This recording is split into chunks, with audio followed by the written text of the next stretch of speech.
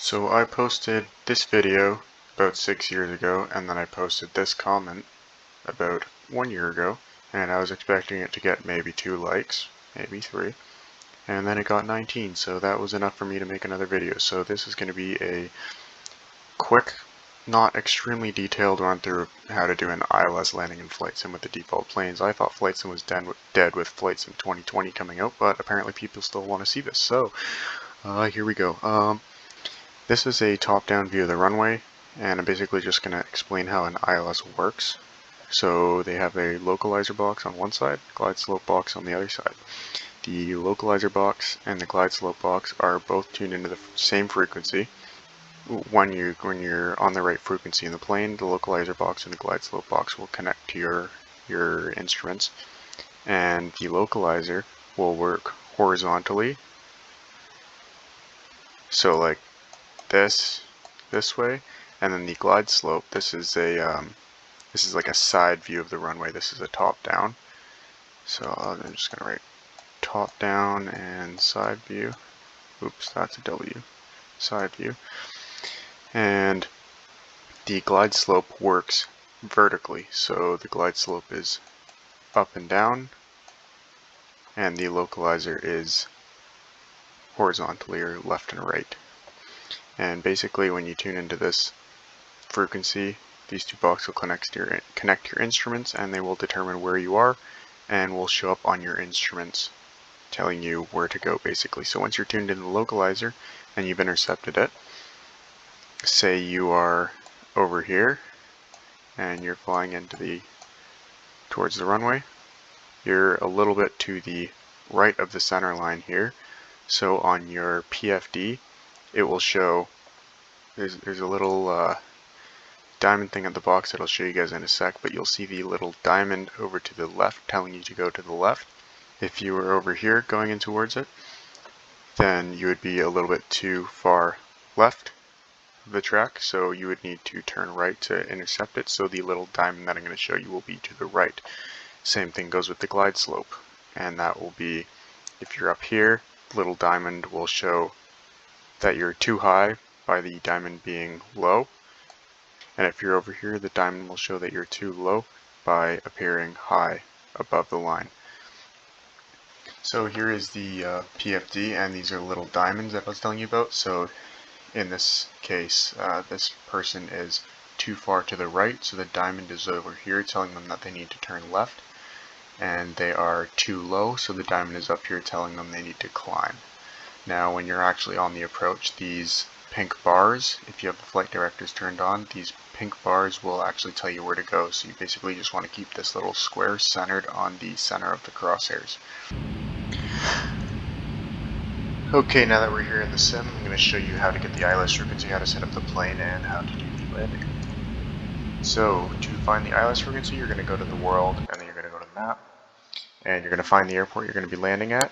In my case, I'm going to be landing at Vancouver International. You're going to select the runway you're going to be landing on, and then you're going to go to the ILS, which is this big green triangle looking thing right here, and you can either hover above it, and it's the number at the bottom, or you can click on it and you get the frequency right here. You can see 408 right, we have 1095 for the frequency, and that's going to go into the nav1 box in the airplane. Now if you're going to be doing like some sort of GPS flight, or plan, like a flight plan or something from somewhere else, then you would save this number and you just have it ready for when you want to start the approach, and then when you're ready to start the approach, you would put that number into nav1, and I'm going to show you how to do that right now. So in the plane, you can either press Shift 2 to bring up the radio panel, or you can go in the 3D cockpit and look down here, and the number was 1095, so 1095 in the standby side, and then you hit the switch to flick it over when you're ready to start your approach. And then I'm just going to set in an altitude. I'll just come in at 8,000 feet, pretend I'm on a flight plan from the west. So we'll just say 8,000 feet here. So if you're on a GPS flight plan and you're following the GPS towards the airport, when you want to start your approach, you're just going to want to make sure you switch this switch here to nav. And then you're going to set a heading that will guide you towards the ILS. So if you were to draw a line out from the center of the runway all the way out to here, you just want to be crossing that line, and that's how you're going to get your localizer. That's how your plane is going to center up with the runway. You're going to have to cross that line, and your plane will recognize that if you have the frequency in, and it'll start to follow that line.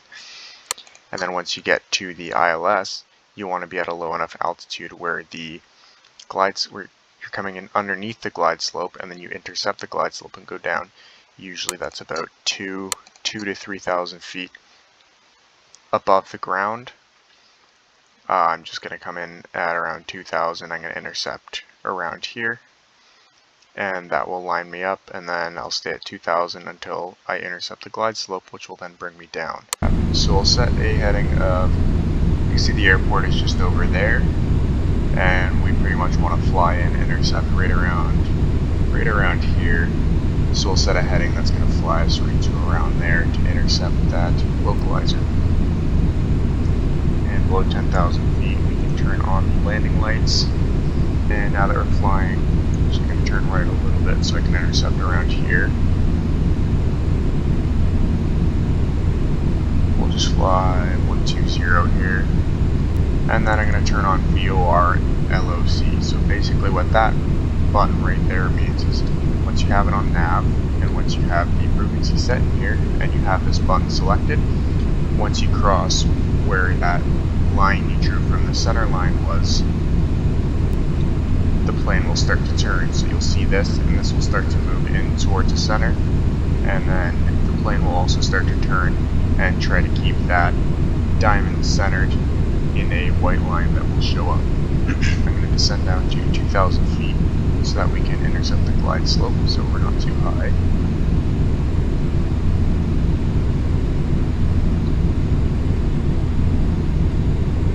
And then once we get on the localizer, we can turn on the approach mode. Once we intercept the localizer, we can turn on approach mode, and then it will follow glide slope as well as the localizer. And that will line us up with the center line of the runway and bring us down on a 3-degree glide slope towards the runway.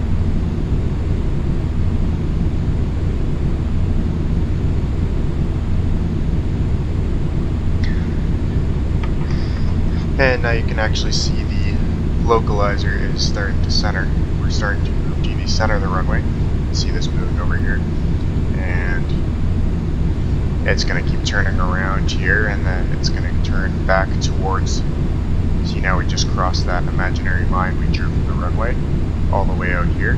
So the plane's going to turn around, it's going to re-intercept that line from the other side and turn it towards the runway. But now that we have intercepted the localizer, we can turn on approach mode.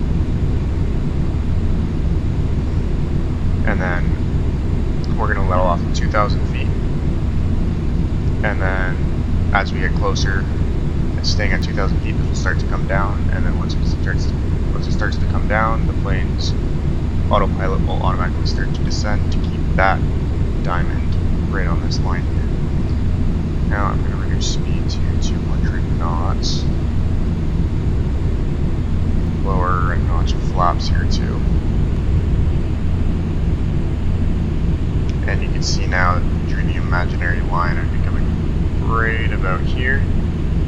And then you'll see this bar start to move in, as well as this diamond starts to move in, and the plane will start to turn left to intercept that imaginary line we drew.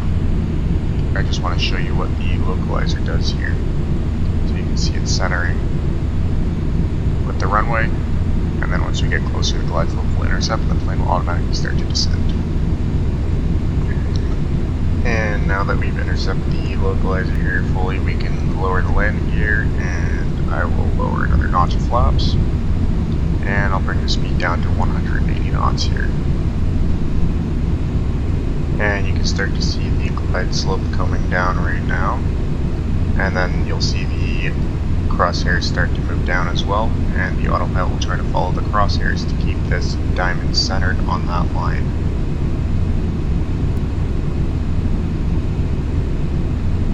Lower the speed to 160 knots here and bring down 2 notches of flaps. And now I'm going to arm the speed brake, which is Shift/, on your keyboard. and you'll just see the plane try to hold the diamonds on the lines by following these pink lines. And that's pretty much all there is to it. It's just managing your speed and your altitude as you come in, setting in the right frequency, making sure it's on nav, and making sure you intercept properly. And I'm going to lower the flaps all the way down.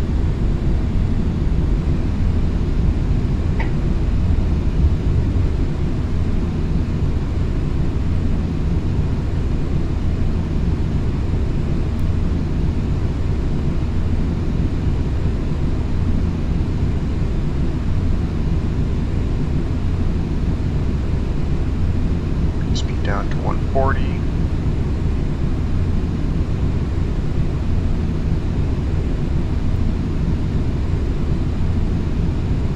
And you'll see the plane start to flare.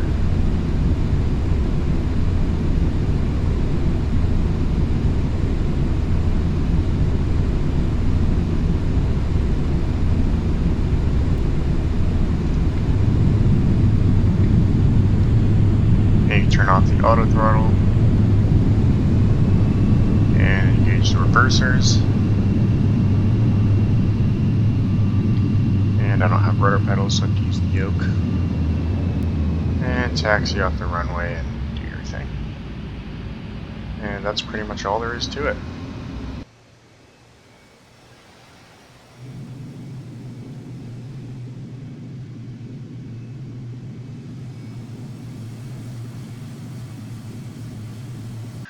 Pretty much what you're going to do in super short form is you're going to find the airport you're going to land at, you're going to find the frequency, either by clicking here, hovering over it, 1095 right there, and then you're going to come in from your flight plan or whatever, or if you're just practicing setting up the plane, you're going to come in and you're going to draw an imaginary line from the runway all the way out, and you're going to fly towards that line, have the frequency set in your airplane, have the selector set to nav, and make sure your VOR LOC button is pressed.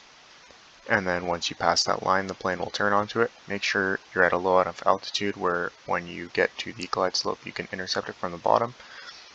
And then just manage your speed, flaps, and landing gear and everything from there.